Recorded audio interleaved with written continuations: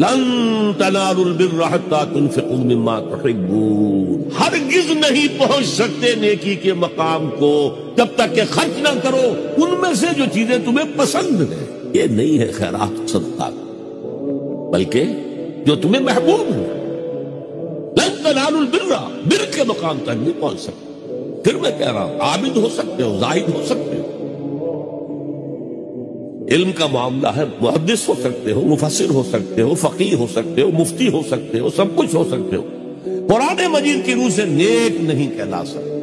دور دراز کے لوگوں کے ساتھ نیکی ہو رہی ہے، سگے بھائی کی بیوہ اور یتیم بچے جو ہے وہ محروم ہیں، انہوں نے اس وقت یہ کر دیا تھا، یہ کر دیا تھا۔ ظاہر بات ہے کہ اگر تو اللہ کے لیے دینا ہے تو پہلا حق ان کا، اللہ کے لیے دیا ہے اگر تو اپنے اس نفس کے جو انتقام کا جذبہ ہے اس کو کچلو، اور جس کا سب سے پہلا حق ہے اس کو پہنچاؤ۔